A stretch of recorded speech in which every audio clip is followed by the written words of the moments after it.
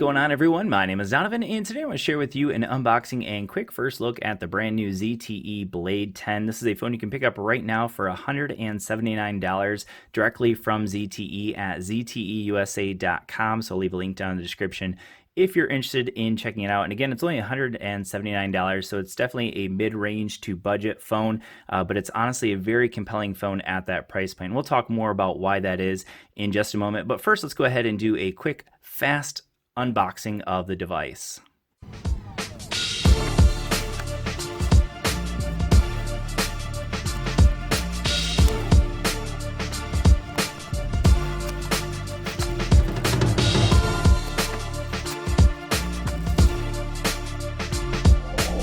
Alright, so as you can see laid out here in front of me, there's not a whole lot you get in the box. You get a 1.5 amp ZTE charger.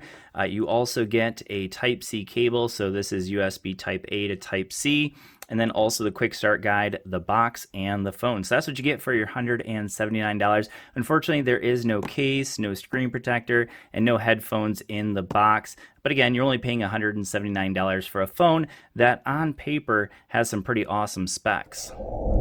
Alright, so let's go ahead and talk about the design of the phone first. So first thing you notice right out of the box is this large display. So we have a 6.3 inch full HD plus display, has a 19:9 aspect ratio, and that's a 401 ppi or pixels per inch display. And I think honestly it looks quite good. It is not AMOLED, so the viewing angles won't be as good as what you get on an AMOLED display, but still very nice viewing angles so far from what I can see. And the brightness does get plenty bright. You can see it does have auto brightness, but you can see that it does get quite bright if you want it to. Plenty visible to see in broad daylight. All right, so let's go ahead and reduce that brightness. And now let's go ahead and take a look at the rest of the phone. So you can see as far as bezels, there is a small bezel or small chin here at the bottom. Pretty small bezels around the edge, and then of course we have that water drop notch that you can see up here, and it does have an earpiece up here as well as that 16 megapixel camera on the top. And then we have on the top of the phone a 3.5 millimeter headphone jack, so thumbs up for that. We do also have a noise canceling microphone right up here. On the back of the phone we have a 16 and 5 megapixel camera. Of course we have our LED flash, our fingerprint sensor. It has a plastic back, which does definitely have kind of a glass look to it, but it is definitely plastic. It's not glass, so not as premium there, but also not as breakable, so that's good in some ways. Over here on the left-hand side, or at least on my left-hand side, we have just our SIM tray. It is a dual SIM tray, so it can be used as a SIM tray and SD card slot, so not dual SIM. You can't put two SIM cards in here, but you can put one SIM card and one micro SD card in that SIM slot. And then over here we have our power button and volume rocker. The volume rocker is quite hard to see here, but it does stick out just a little bit. Power button obviously is quite easy to see. And then down here on the bottom we have a speaker, our Type-C charging port, and then also another noise canceling microphone. All right, so now let's go ahead and talk about the internal specs of the ZTE Blade 10. So first off, this is running a MediaTek processor. It's the Helio P60 processor, which is an octa-core processor clocked at 2.0 gigahertz. It does come with 3 gigs of RAM and 64 gigs of internal storage. And again, with the SD card slot, you can actually add 2 terabytes of extra storage, which I'm not sure exactly why you would need 2 terabytes of storage, but just in case, it does have the ability to add an extra 2 terabytes. You can see we are running Android 9.0, and I ran the Geekbench 5 scores a few days ago, and you can see that. And single core score, we have a score of 281 and a multi-core score of 1367. So just as a quick frame of reference, I want to go ahead and share the comparison of this with the 3A XL. So this is the Google Pixel 3A XL, and you can see in terms of single core score and multi-core score, this phone, the ZTE Blade 10, actually performs a little bit better on paper. And honestly, in day-to-day usage, it does feel like this one is a little bit faster in most tasks. So we'll talk more about that performance in just a little bit. But as far as battery life, this one has a 3200 milliamp hour battery, so it's not the largest battery, but so far the battery life has been excellent. I've easily been able to get through a full day of usage, and honestly, even sometimes with light usage, I've been able to get through 2 full days of usage. So overall battery life has been spectacular so far on the phone, again with only 3200 milliamp hours, which isn't super small, but it's also not as large as what you're getting on a lot of the newer phones with like 4000 or more milliamp hours.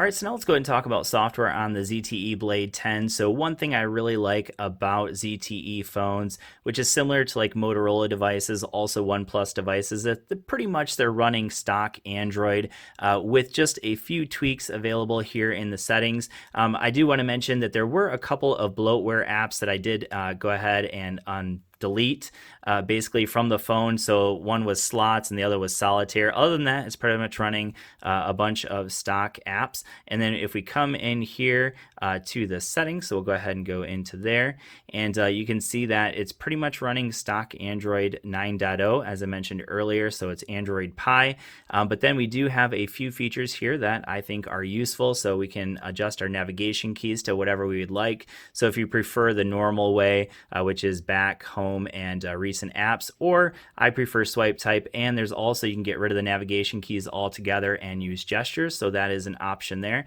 We'll go ahead and go out of that. You can see here we can use a quick record screen, so you can see there is an option there. So it says tap the quick setting button to start recording the screen, so that's an option as well. We have a scheduled power on off, and then also some gesture and motions. Now you can see I'm not turning most of these on, but one I do like is shake to turn on the flashlight. There is also a 3-finger pinch for screenshot, so I know a lot of people like that one. And then you can see some of the other options available. But again, the only one I'm using is the shake to turn on the flashlight. So of course that's going to be shaking the phone, and it'll automatically turn on your LED flashlight. And you can see that there is also an option for smart cover. Now, at the moment, as far as I know, there is no smart cover available for this phone, but I'm assuming that because that setting is available, that at some point they do intend on putting out a smart cover for the Blade 10. So hopefully that comes pretty soon, so we can test that out as well. All right, so another feature that I really like is a feature that comes on a number of phones, and that is the ability to use the fingerprint sensor for situations other than just unlocking the phone. So let's just go ahead and take a look real quick at how quickly it does unlock, and you can see that it is very quick to unlock. So we'll go ahead and show you that 1, 2, 3. So I'll go ahead and put it on, and you can see that it's unlocked before I even flip the phone over. So that's really quick. It does also feature face unlock if you want to use that. But another feature that it has is it has the ability to use the fingerprint sensor for swiping down to bring your quick settings down, and you can do it swipe twice to bring down the quick settings as well. So that is really nice. And then you can go ahead and slide those out of there if you want to, so you can bring down your notification shade as well. So if you go into security, and we're going to go into fingerprints, and you can see that you can use it to take photos, answer phone calls, and then like I mentioned, I'm already using the one for view notification drawer, and then also view your recent apps. So if you want to do that, you can go ahead and swipe up, and it'll go into your recent apps, and you can slide through those as well. All right, so now it's time to talk about the cameras on the ZTE Blade 10. And honestly, when it comes to cameras, probably the biggest complaint most people have about budget phones is the fact that the cameras just usually aren't that good. But I'm happy to say that this phone is well above average, maybe even one of the best phones at under $200 in terms of cameras. So we have a 16 and 5 megapixel shooter on the rear, and then a 16 megapixel here on the front as well. And you can see this is just one quick example of a photo, just a quick picture I took of my mug. Yeah, go blue. And you can see that it does a pretty decent job of blurring out the background here. So that was on bokeh mode. It does also have a so you can see right up here, it does say that that was a bokeh mode photo. It does also have a portrait mode. So portrait mode is what you would use for faces. So if you want to blur out the background while taking a picture, and notice it does say unrecognized face, then you would use portrait mode. And then that does also work for selfies. Again, it's a 16 megapixel selfie camera as well. And then we have our photo. That's just typical photo option. And then we have video as well. So with both of those, we do have some filter options available available up here, so you can go ahead and swipe through those live filters. Over here, we have, of course, the flash option, and then this is an option to unlock our focus or lock in our focus. In the settings, you can see that we can shoot in up to 1080p when it comes to the video, and that is both with the front and rear cameras. So regardless of which one you're using, you can only shoot in up to 1080p. So no 4K available, but that's to be expected at a phone at this price point. In the photos, again, we do have those filters available. This is our beautification mode, and then we do have live photos, so similar to what you would get on like an iPhone or even the Pixel phones, and I think Samsung has live photo as well. We do have an HDR mode available when we take our photos. So HDR would be for lower light photos. It does take a little longer to take those photos, but that is the best option you have whenever taking low light photos with the camera. So as far as the pictures I've done so far, I've only done a handful of samples, but so far the selfie camera does give me very good crisp photos so far, and this was actually a pretty low light photo. There was a light source in the background, as you can see, but it does do a pretty darn good job. So this is a bokeh mode photo, so you can see that when you want to take photos of devices, so that would be like, you know, something other than a face, but you want the background blurred out, you want to use this bokeh mode right over here, and it does have the option for manual, panorama, mono, and time lapse. So one thing that you do notice that's missing is there is no option for slow motion video. So if that's something that you like, there is no slow motion video available, at least as of right now. All right, so before I conclude my first impressions of the device, I want to go ahead and give you a listen to that bottom firing speaker so you can get kind of an idea of what it's going to sound like when you're using the phone on speakerphone or just trying to listen to some music or watching YouTube with this device without Bluetooth headphones.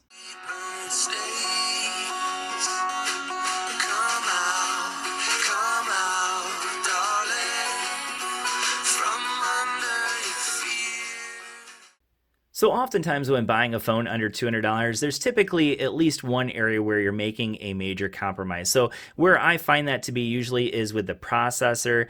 So as I mentioned earlier, this phone has a more than capable processor. It even beats out the Google Pixel 3a XL when it comes to performance, at least on Geekbench 5. So the processor is definitely not a major compromise. The second area you'll often compromise with budget-friendly phones is with the cameras. And as I mentioned already, I've been more than impressed with the cameras. Now, these will definitely not match the Google Pixel 3 XL when it comes to the cameras, but the cameras so far have been more than adequate on a phone under $200.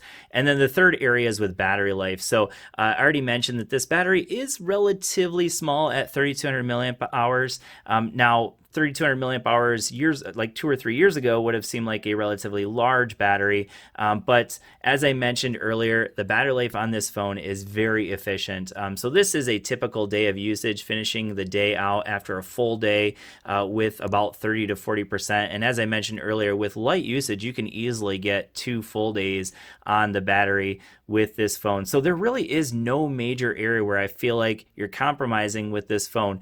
The one thing that I would say that's a compromise for me right now, at least, is the fact that you'll notice that I don't have a case or screen protector for it. So I have to be pretty careful with it because right now there aren't a lot of accessories available. And hopefully, as I showed you earlier in the settings, you know, there is a flip cover possibly coming because there is an option for a flip cover available in the settings, but right now that is not available. So hopefully that's available soon, and hopefully other accessories will be available soon. But for now, the ZTE Blade 10 at $179 unlocked. It works on AT&T, T-Mobile, and Verizon. The only network in the US that won't work on is Sprint or any of their MVNOs. But other than that, this is a fantastic device. One definitely worth checking out in the links down below. Thanks for watching. I hope this video has been helpful for you, and I will see you all in the next one. Peace.